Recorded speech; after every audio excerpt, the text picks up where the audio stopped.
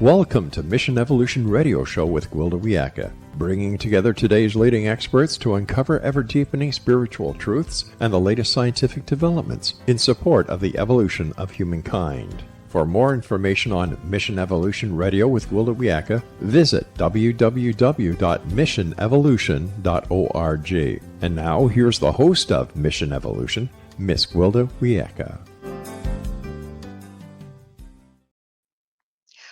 Our special guest this hour had been in the military for 24 years when a visitation from his deceased grandmother changed his life. Stay tuned for Dean's story. Mission Evolution radio TV show is coming to you around the world on the X Zone TV channel, xztv.ca. With us to share his story is Dean McMurray, the military medium. Dean is an internationally acclaimed psychic medium, healer, dowser, and ordained minister. After 24 years of service, he retired from the Army and enlisted in a new service. He devoted his life to developing his psychic abilities in service to others. Today, Dean conducts readings for clients throughout the world, teaches mediumship classes, presents at regional symposiums, conferences, and workshops. His website, themilitarymedium.com. Dean, thank you so much for joining us on Mission Evolution. Good morning, Gwilda. Thank you so much for having me back. It's just wonderful to see you again. And again, thank you for your service. Oh, thank you. On both counts. Right. Thank you. Protecting the country and then taking care of the dead. It's a good Right. thing. Yeah. So what was your job while you were serving in the military for 24 years? I served in a lot of different capacities because I was in two parts of the Army. So the first part of my service was 14 years in the regular Army. And I served as in the infantry, a lot of different jobs, from a radio operator to a machine gunner to, a squad leader. And then I transferred to the Army National Guard in an active duty capacity the last 10 years. And then I did a lot of more support, think of pay and supply and those kind of things. Well, quite a variety. The machine gunner couldn't have been too fun. Well, at times, it all has its moments. Yeah, I'll bet. So during your time in the military service, did you have any indication that you were psychic? Not while I was serving. I wasn't aware of it, but there were things, especially, when I was in Afghanistan, different things that would come up and make me go, what was that? And I always knew that there was something more than myself, right? There's something bigger than us. And, raised in a traditional religious home and everything else. And, but it wasn't spiritual in a sense of, ghosts and angels and that kind of thing. It was more go to church on Sunday and all the traditional sense. So what do you mind sharing some of the incidences that happened when you were in the military that Yeah. had your spidey senses perking up? Right. Well, one of the instances that I still remember today, Gwilda, was we were on a nighttime mounted patrol in up armored Humvees, some not up armored, but we had stopped in a mountain pass or like a choke area, which is a big no-no. Even back then, it's going back, 20 plus years. And here we were in the mountains of Afghanistan in this choke area and, stopped. And I'm like, what the heck is going on? And I'm radioing the lead vehicle, like, hey, what are we doing? And there was no answer. And there was a voice that seemingly out of nowhere from behind me said, move the vehicles another 500 meters. And there was nobody physically in the back seat. It was myself, the gunner, who stands up through like an opening in the top of the Humvee, and then the driver. And if anybody's listening have ever been in a military vehicle, they're not made for, they're loud. They're especially inside, and the radios are going, everything, the engine is running. and I could hear it clear as day. And this went on for a little while where I heard this voice prompting me, like, hey, get the vehicles going. And what it took, Wilda, was me getting out of the vehicle and running forward, um, and going, what's going on? And here these soldiers figured it was a good time to take a bathroom break and a smoke break. And I'm like, looking at them like, what is going like, you've lost your minds. And while we were talking, we heard an audible clicking noise, and we still believe today that it was a uh you know somebody trying to detonate a remote detonated bomb or ID. And we were carrying technology with us at the time. It was very new, but it was a jamming technology that created a quote unquote bubble around us. We believe that if it wasn't for the technology, that a lot of us wouldn't be here today. Mm. But secondly, I go back to, okay, I can make sense of the technology. There's an enemy that wants to, do harm to you, and you're there to, clean them up. But on the other aspect, where did that voice come from? That voice that was saying, move the vehicles up another 500 meters. And I never did get any answers around that. Of course, obviously, I know that whether it was guardian angels or divine spirits, it was there for our highest good because it was trying to keep us safe. I would share is that I did ask my driver, did you hear that? And he was like, what did you say? Like, what, hear what? And I was like, "Never mind," because you don't wanna be that guy. You think you're going a bit crazy, and it's like, "Did I hear that right?" Move these vehicles up, and, when there's physically nobody there. But of course, when you have a spiritual awakening and you look back and go, "Oh," you have these aha moments of, "Hey, I was being guided before I even knew I was being guided." So when you hear that voice, you've heard it since, I assume, in one form or another. Has it changed? Now, do you have a way of recognizing that it's not somebody clear in the room with you, but rather somebody knocking on your shoulder from the spirit world? Right. Yeah, it has changed. This is a good question because how I interact with spirit, how the voices, quote unquote, come to me or how they speak to me is completely different than it did then. But I would share is that I would have to go back and rack my mind, but I don't believe that my life has since been in that category of danger, since, that deployment. There's been times I'm sure that, without knowing it, well, I know for a fact that Spirit has intervened of saying, "Yeah, your vehicle is not gonna start today because we wanna keep you safe," or, "Hey, we want you not to go on this trip or on this tour because of something that could potentially turn not in your favor." And so, but this comes to me more now in the sense of intuition. And speaking of, we all hear about listening to our gut, and all of a sudden, just out of nowhere, it's like, I'm not supposed to go on this trip. Like, oh my God, are you crazy? Like, so it's always kind of interesting when people start listening to their intuition. It's a challenge because a lot of times our mind, in our heads, we want to do something or we want it to come to fruition.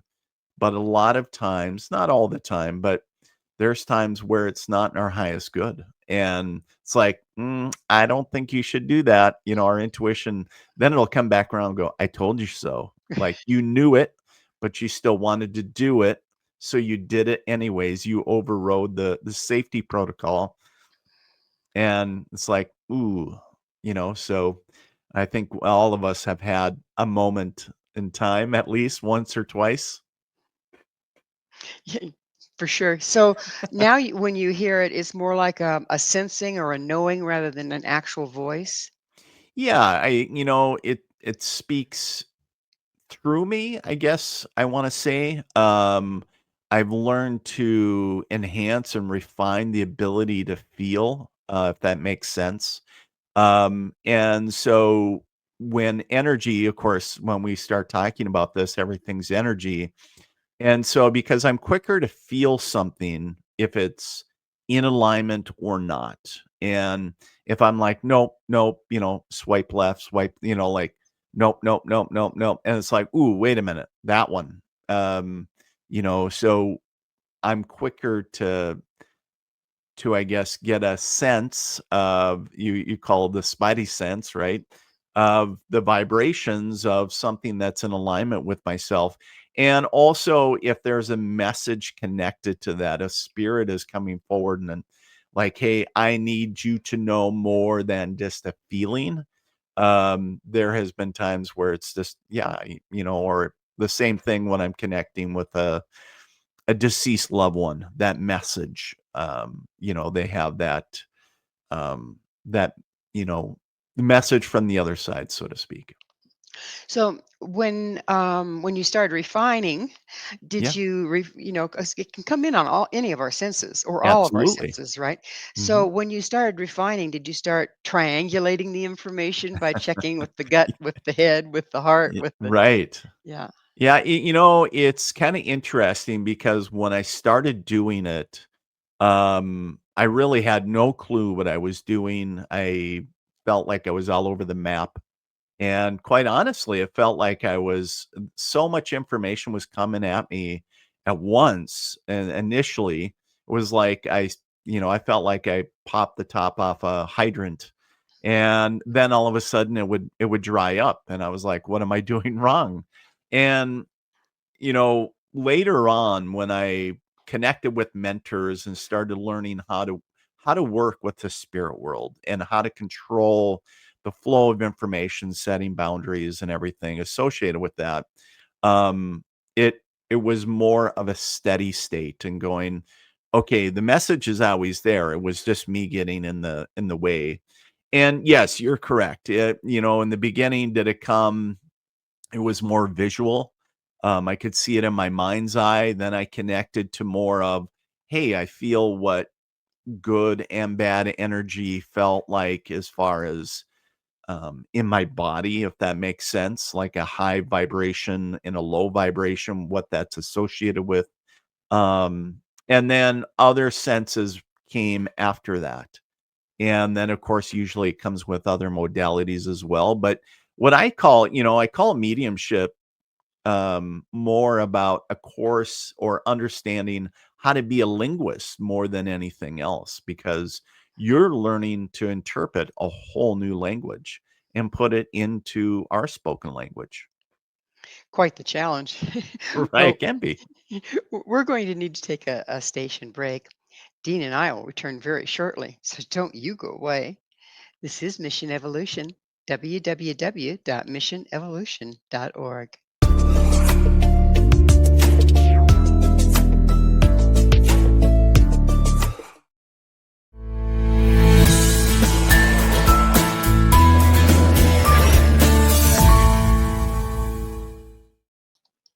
Psychic or psychotic? With us discussing mediumship is Dean McMurray. His website, themilitarymedium.com. So I have to ask this, Dean. When you first started hearing voices and getting information that we aren't Yeah. supposed to have by our ordinary reality way of thinking, did you wonder about your sanity? I did. I really did. There was a moment when I had my awakening moment and when my deceased grandmother, as you covered in my bio, came to visit me, and I actually had to question my sanity. Am I having a latent PTSD moment? Do I need to go to my local therapist? But it was something that I really went on a journey of what this meant for Dean McMurray. Why me? Why now? But yeah, quite honestly, there's been moments where I'm like, man, do I need to go on medication or what's going on? But it can quite literally throw you for a loop because it felt like from the frying pan into the fire type deal. So, given that you were in the military for so long, Mhm. there was probably a certain amount of PTSD going on. Um, does in a lot of shamanic societies, when people are trying to learn to speak to spirit, they go through these horrific initiations that shatter their connection with ordinary reality and ordinary conditioning to open them up. Do you feel like your military time that you spent and the traumas that you went through there kind of put you in a position to hear as well?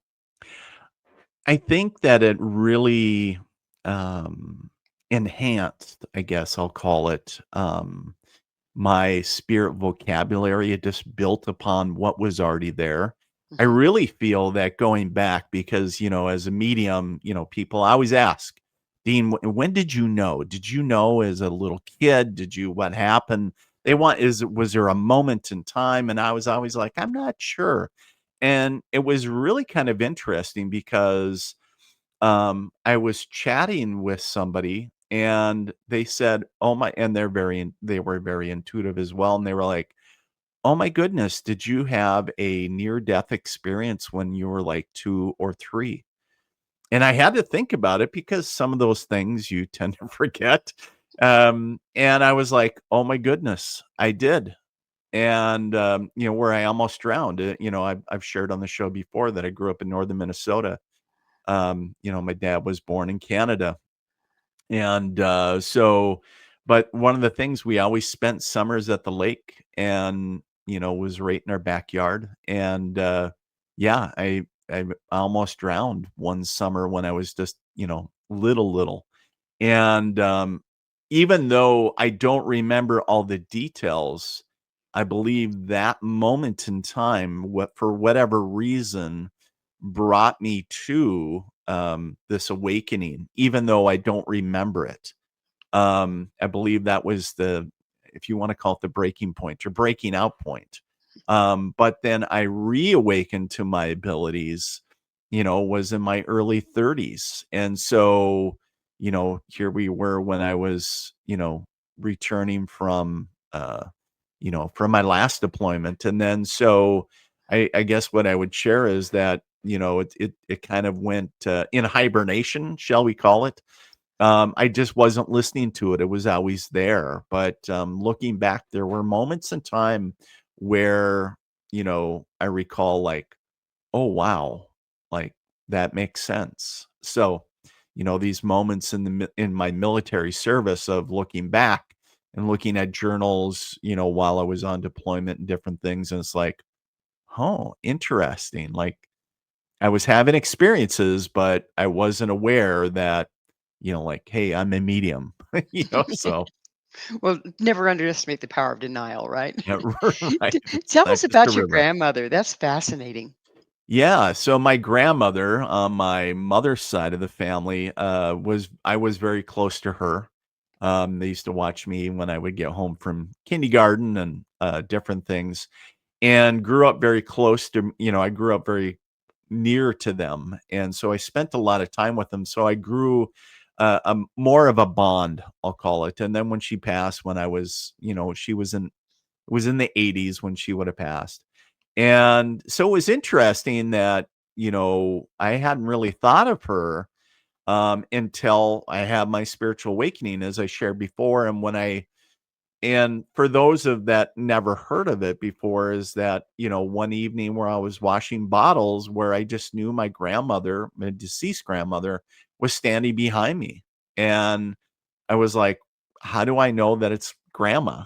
And it was just a knowing. It was the clear cognizant ability, like in my bones, like I was a little child again. Like I know that I was safe and surrounded by grandma. And I went to bed that night just thinking, I'm overthinking it, whatever. Maybe I watched trying to put logic to something that doesn't have logic, right? And but I was laying there very much still awake, eyes closed, and in my head I said, grandma, if you're really here, love you, miss you, but I need you to prove it. I need you to touch me. And I should go back is because it was a little bit longer conversation. Is first off, I said, prove it, prove that you're here. And the room dropped dramatic dramatically in temperature. And then I said, I need you to touch me. Like, I need, prove it, prove that you're here. And I still remember it like it was yesterday. It was a gentle yet firm pressure that started at the top of my head, went to the bottom of my feet. And it was like somebody, laying physically on top of me, and I could feel myself sink into the springs of the bed. And I was like, holy cow. Had me freaked out. And that's literally what I said in my head. I was like, all right, Grandma, you got to go. You're freaking me out. And, love you, but you got to leave. And as soon as I said that, like a snap of the fingers, the room returned to normal temperature. The weight came off, and I'm sitting up in bed completely out of breath, covered in sweat. And then I had that moment you talked about, or you asked a question like, you ever have a moment in time when you thought you were going crazy? I was like, holy cow, what was that? And I was like, I know what I experienced, but I can't explain it. And my wife, we just my son had been just born not very long. And so, she was sleeping so soundly. I've never known my wife. We've been married over 20 years now, and I've never known her to sleep so soundly. And I was like, "You need to wake up." And she was like, "What's going on?" I was like, "There's somebody someone in the house." And she's thinking a burglar, and I'm like, "No, like a spirit." And she was like, "How the heck do you know that?" And I was like, "I don't know, but you need to get your psychic friend on the phone." And she was like, "Dean, it's like 2 o'clock in the morning. You need to go back to bed." And that certainly was not in the cards for me that evening. So, when did your grandmother actually communicate with you? It was that evening, and it was more about, it wasn't, if you think of when we think of, communicating, we think of somebody sitting down just like we're having a conversation now, but it was more about the aspect of, from that evening, like, knowing, communicated a message without verbally saying it. And I just knew that it was more about, "Hey, I'm here to support you on your journey." And then, as after that awakening moment, it was more about going, me, establishing or waking up to the ability that I'm a medium and embracing that, more importantly. But once I did, it was like reconnecting with my grandmother and going, yeah, now you got to get to work. And my dad's mom, which is interesting, she used to teach school up in Saskatchewan. And one of the things that she and I had never met her. She passed when my dad was a teenager. And it was interesting because she came forward and was like, "All right, now I'm going to teach you." So both grandmothers were very instrumental. They had a very loving, but it was that tough love thing. "All right, you need to get your stuff together." Chop, chop. Yeah, Time to chop, go. chop. Yes, Were, yes. Yeah. were either of them psychic that you know of? Neither of them that I know of. However, it was interesting is my dad, had talked about, what I was doing to his sister in Alberta. This was a number of years back. And my aunt, said, "Oh, don't you remember Aunt so and so?" So this would have been, um, my grandmother's sister. And she used to read tea leaves. Oh, And so I interesting. was Mhm. like, "Isn't that fascinating?" So I was like, and, he never had probably paid any attention to it. I don't know if it was more of a side thing, like, "Hey, let's sit in the parlor and drink tea and, maybe have a nice cup of red rose," or whatever they were drinking, but, and then read the tea leaves. I don't know, but, I found it really fascinating. So there were aspects, but by me stepping out and embracing who I was and making it okay for others in the family, it was interesting for people in my own family, mainly my mom, my sisters, to come out about their own abilities. Oh, And interesting. so Yeah. once I came out of the quote unquote metaphysical closet, they were like, "Oh, I guess it's okay not to, just say, Not to hey, have I have this ability too." Yeah, not have to hide it. Yeah. So, when you speak to the dead, how do they present themselves? So I see them in a lot of different ways, but I usually see them uh just like you see me. So where I can describe hair color or style, everything from the head to feet. And if it's something about their outfit or as you're wearing a nice necklace or earrings, that might be something that a mother or a grandmother or whomever would have wore or always attributed to. I know I remember one, it was a starburst, like snowflake brooch that a grandmother came forward with, and it was something very symbolic for the family. These are things that it's more, as we know, is evidential information. Sometimes it's something associated with what they did. I have my own father-in-law who's in spirit currently, and he was associated with the railroad. So, connecting with people that have a unique job history, they might come forward in uniform, for example. A lot of police, fire, military, of course. We have other ones that have stepped forward with showing me trains, tractors. I mean, the list goes on and on and on. Everything. And interesting enough, I want to bring this up before we cut or go to break, but we're coming up on the 24th year of 9/11. And I did have the honor many years ago of doing a public gallery and where I connected unbeknownstly to myself. So I had a gentleman there from New York who relocated to the Midwest where I currently live and where I connected to a deceased uncle. But I also connected to firemen of 9/11, and before he switched careers, because at the time he was currently a mechanic, but he was a fireman, and this was all during 9/11, and all his brothers from that firehouse that passed, unfortunately, um, Well, were there supporting him. we have to leave it as a cliffhanger because it Right. is time for a station break.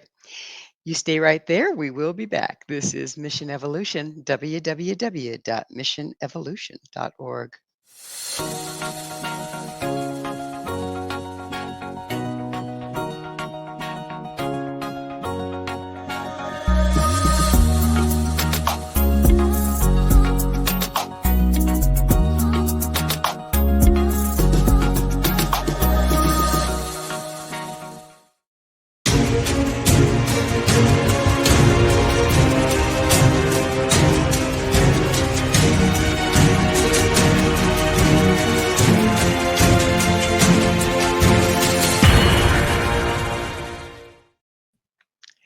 Ghost speaker or ghost buster?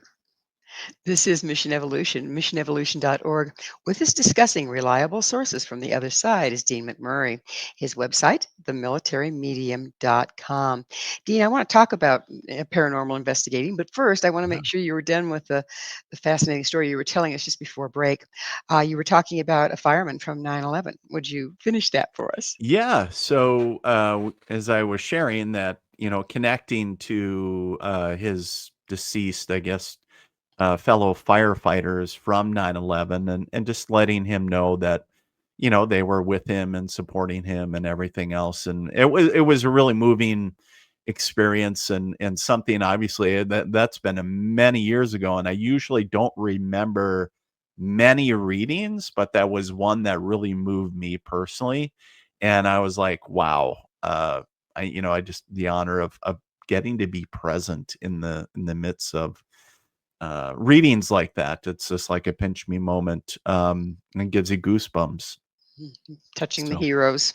right, well, and just yeah, the men and women that served and ultimately perished that day. But yeah, it was something, and to be bear witness of the healing that took place that day as well. And that's really why I do what I do. So So, on to ghost busting. yes. So, have you ever worked with any paranormal investigators? I have done a joint investigation previously. Yeah, so that was a lot of fun to get to work with them and to get some answers for the homeowner, we'll call it. The homeowner, I like that. So, um, when you were working with the paranormal investigators, Yeah. was there collaboration between what their instrumentation was showing you and what you were seeing? Yeah, so I gotta share, it was the first time actually doing a joint investigation, with a team, and I really want I'm a gadget guy, I love gadgets, um, and I wanted to see, like, the correlation between, um, mediumship and, the scientific aspect, and so we come up with a plan of attack, we'll call it, and where intuitively I just tapped into the spirits in the home and just wrote things down that I was getting, and then I gave them what I was, receiving, like, "Hey, there's a young girl here, da da da da," and I was giving all the everything that I was getting. And then I said, why don't you guys do your level of investigation?" And it was really neat because not only were they, able to corroborate, like, the connection of the homeowner's deceased father, but there was a deceased, little girl that was hanging out in the home. Um, Unfortunately, there was some spirits that were very naughty, and they wanted to push me down the stairs, evidently. Ex So yeah, so there's always some that are very mischievous. They didn't, by the way. I'm still very fine.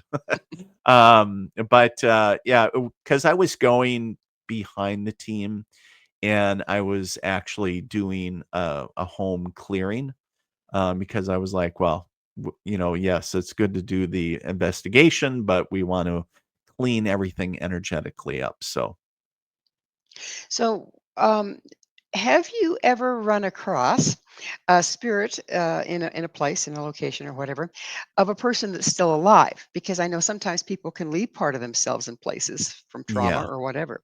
Have you yeah. ever run across that? So the aspect of if you're saying like echo or an emotional imprint of somebody that is still very much alive, but they live somewhere else. Hmm. Um, some of the residual, emotional energy, I get that quite often when I work, believe it or not, with realtors. We have people that are very much still alive, but there's a lot of emotional stuff going on in the home. And because when people if you've ever looked for a home, if you're a homeowner, when you came in to view your home or do a walkthrough, you usually get a feel for the home, right? You may not know what all that entails, but it's all energy. And other than aesthetics, how the home looks, what maybe blue shade carpet, whatever they got it, how they got it decorated. But usually most people get a feel for the home. And that's where a lot of times if somebody doesn't wanna sell, but yet they're going through with the process of selling, it keeps people can feel that, or unfortunately, people get divorced, people are getting are sick, they need to sell. There's all kinds of reasons, and also people that, again, move and they leave that imprint on the home, and it's like, so yes, very much so. We can, I love the saying, you're responsible for the energy that you bring into the space.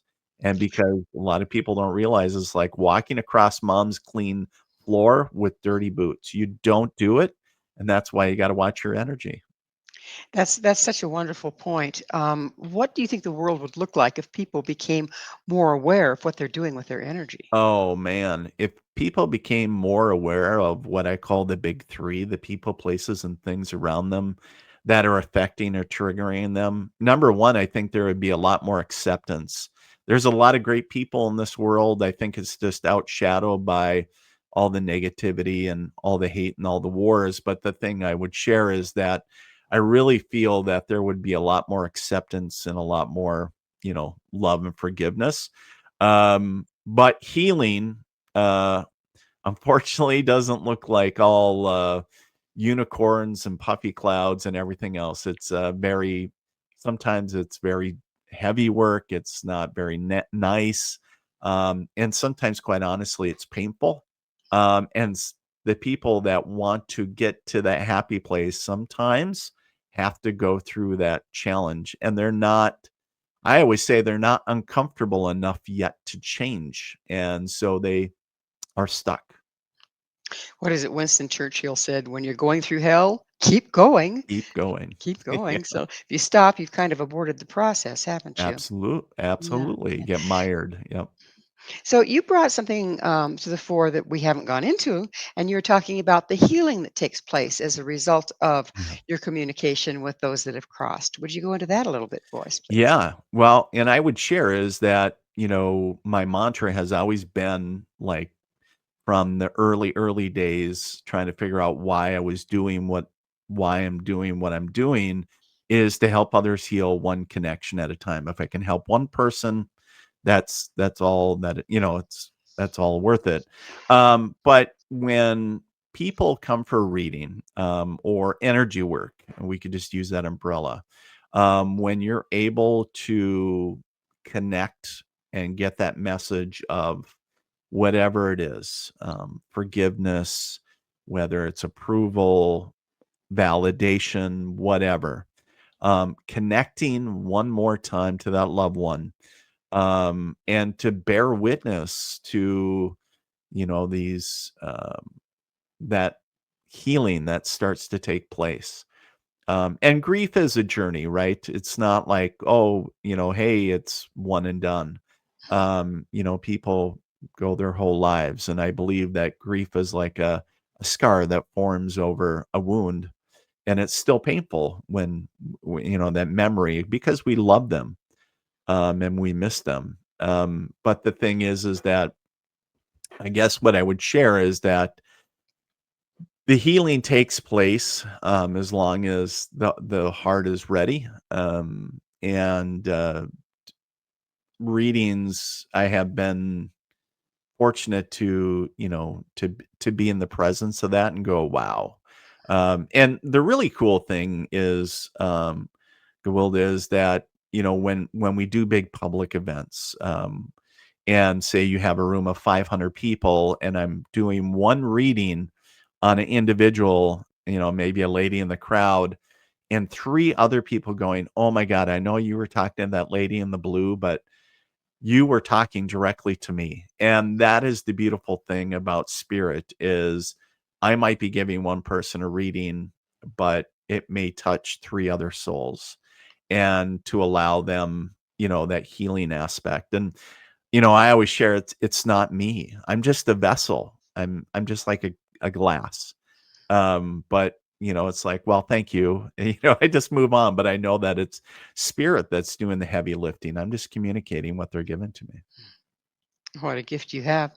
So, where, this is a question I don't even know if it's Yeah. answerable, but where are the spirits residing? Are they in the field of the people that have stayed behind, if you will? We talk about heaven. Have they not crossed that they're still accessible? Where are they? So, it brings up a lot of different, I guess, aspects or theories, I'll call them. But as I connect to them, number one, I want to make a very important distinction that I never communicate with anything that has not crossed over. So any souls that are, the term is called earthbound, right? So it doesn't mean that they're bad. It just means that I set strong boundaries with going, hey, unless they've crossed over, I don't sit down and chit chat because they're too low vibration and they will physically make me sick. I've done it in the past Hmm. and it's just not good. Now, I have interacted with them, but in a completely different way and to try to raise their vibration. But going back to where they reside, what we consider is heaven or a higher plane of existence that these different dimensional plane of existence. And it's a higher vibration reality than ours. And so it's really hard to explain because, and the easiest way to do it is going, well, it's heaven, because everybody has all these different visions. Everybody's is different.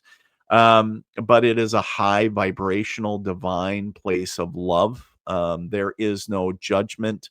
And quite honestly, it is where people revert back to energy, that spirit existence. And so when I connect to the individual, as I share with people, hey, I'm going to connect to you, connect to spirit stepping forward to communicate with you. They have almost like etherical, like umbilical, if you will, or connection to individuals. Either they knew them or they had some interaction with them, or bloodline or something.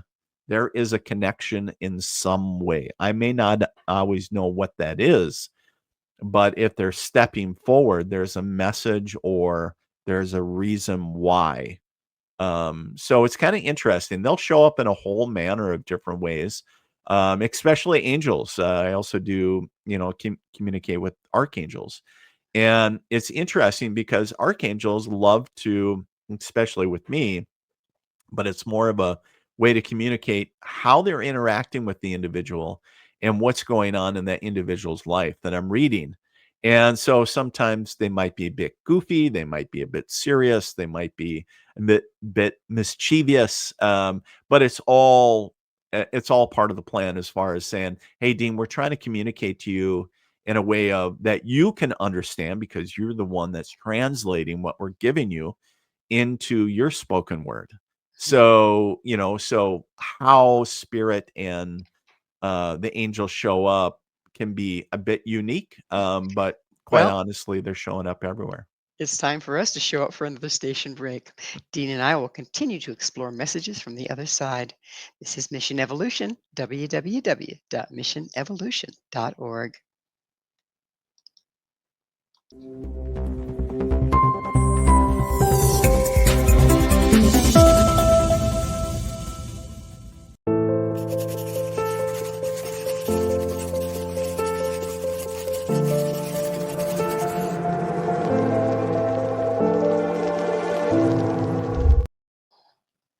To share or not to share?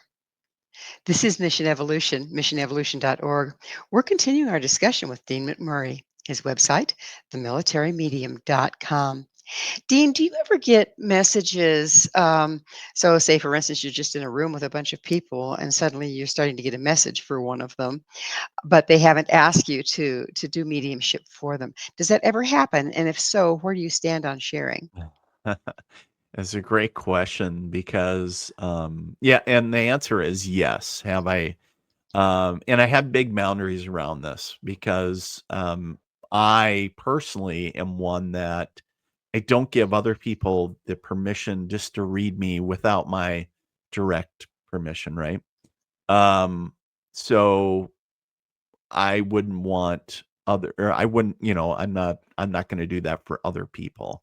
Number one, I believe it's a violation of our, ethics, but also I don't want to get up in somebody's space, right? However, I put it back on spirit because if I know spirit is coming forward with a message for somebody, then I always go, hey, I'm going to put it back on you.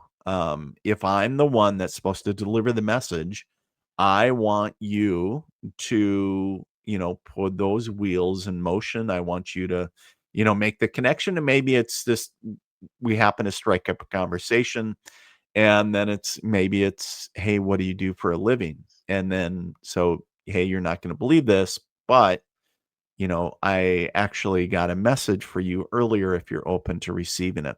So I do have really big boundaries around it, but I just won't roll up to somebody on the street or going, hey, you have a deceased grandmother, or hey, your child, or I mean, how traumatic is that? And really, we don't know where somebody is emotionally. I believe as energy workers, I want to put that big umbrella out there.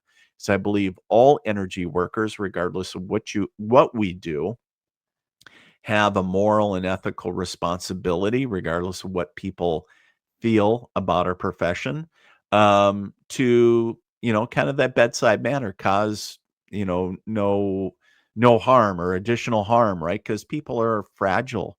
They're in this emotional state, and they may not be ready to receive that, and just to roll up and go, hey, your deceased mother, you know and, so, yeah, so I put up big boundaries with that, but it has happened, and, actually, it's really interesting. It's, just to sit there and observe and go, "Oh, boy, there's a father hanging out with, that bartender," or, like, whether we're out to eat or whatever, but, yeah, it's really quite interesting sometimes.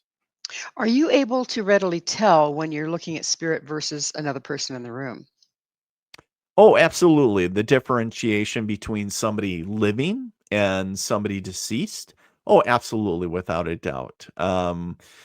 You know, 98% of the time, Gwilda, is that, I see spirit in my mind's eye. There's a small, 2% where I see at times outside, and that could even go down to 1% really. Um, so, there's been cases where I've seen physical manifestations, and quite honestly, it usually catches me off guard, and it makes me still jump a little bit, to be quite honest with you. But then it's like, okay, so that's how you're showing up, and usually it's the spirits that have a good sense of humor, and it's like, oh, I thought you were ready for me, so, but usually not, like I said, 98 to 99% of the time they're gonna show up in my mind's eye, so where I'm seeing it all up here, like pictures, movies, that sort of thing. So when you're working with spirit, okay, Mhm. do you find that during this time, because we're in evolutionary times, everything's up for grabs right now. Yep. Do you find there's more of them trying to show up to guide people?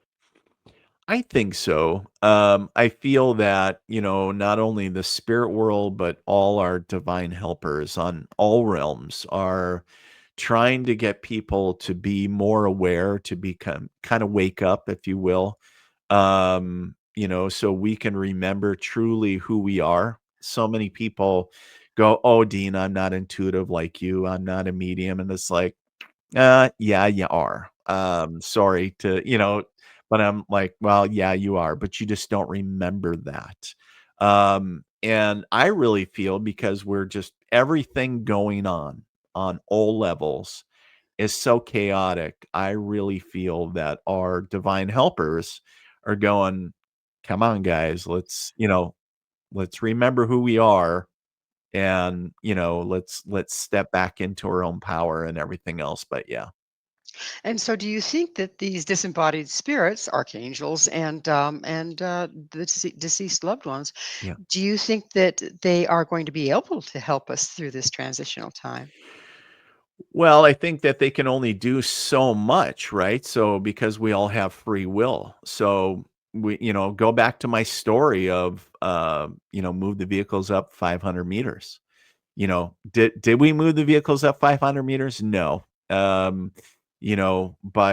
they were trying to keep us safe. So we all have the ability of free will, regardless of what message we're given.